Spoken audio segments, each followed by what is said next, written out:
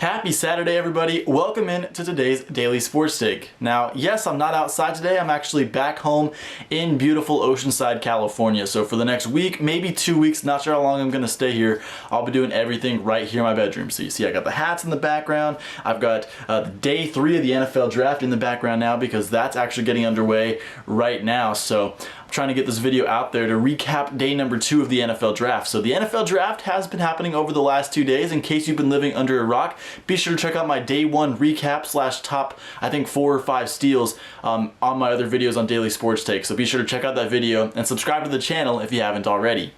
So today I want to talk about day number 2. Yesterday we saw some players that had first round grades, at least in my opinion and other scouts and analyst opinions, fall deep into the second and even the third round. So today I do want to talk about some of those steals because I said it yesterday.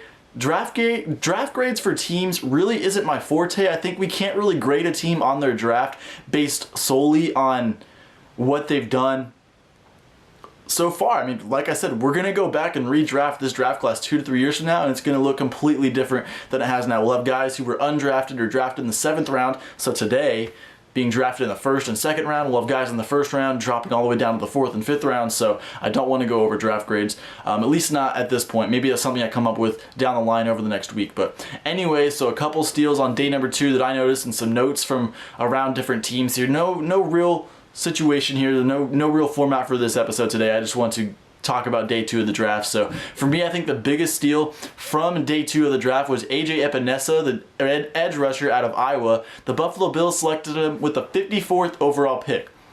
Now, if you remember, just about 2 or 3 months ago, Epinesa, right before the Senior Bowl, was projected as a top 5, maybe even top 10 player in this draft class. But the Senior Bowl didn't look that great. His numbers at the Combine were not athletic. They were different than what you saw on tape. And so scouts became concerned with A.J. Epinesa, and he fell all the way to number 54. But for him, it's the perfect situation in Buffalo. The Bills were a top 10 defense in just about every statistical category last season. And Epinesa, who if you watch his tape and if you've seen him in person like I did at the SDCCU Holiday Bowl against USC, he is a guy on the field who makes an immediate impact and can do anything that you ask of an edge rusher. So A.J. Epinesa at 54, in my opinion, is one of the biggest deals of this draft class.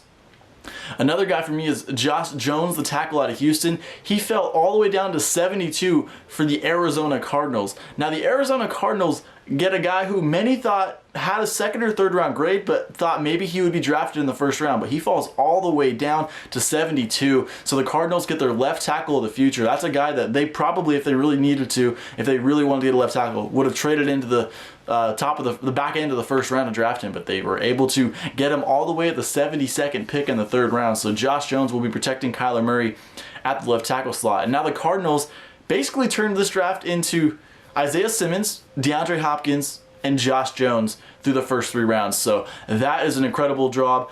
Cliff Kingsbury's living in his big, $300,000 mansion in Phoenix or wherever he's at in Arizona. The pictures are everywhere on Twitter. He's enjoying his life, but the Cardinals are really getting better, and Steve Keim and Cliff Kingsbury cannot be happier with how the first 2 days of this draft went. So day number 3 now, I actually haven't looked. I know they might have a pick already, but a couple big names left on the board. Jake Fromm, the quarterback from Georgia, and Jacob Eason, the quarterback from Washington. Both guys I figured would be day 2 quarterbacks, but here they are on day number 3, and so we'll see if any teams want to pick them up. I think a team like the New England Patriots might have interest in one of them. I thought yesterday in the back end of the 3rd round, I called it. I think they had the 87th pick and then the 91st.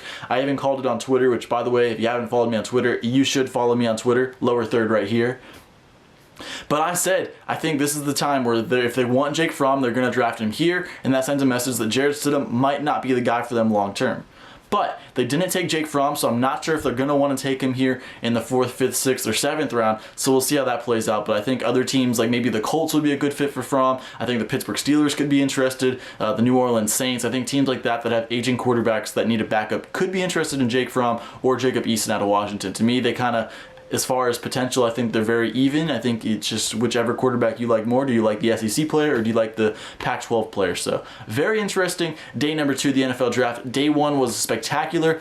Just so you know, over the next week, we will be going more in depth on all of these videos, but I wanted to get this out here today, just talk about a couple steals from day 2 of the NFL draft, and now I'm going to get set to watch day number 3, so I hope you are having a great day. It's your Saturday. I know the weekends don't really matter as much anymore, but it's still Saturday, so have a great day, everybody.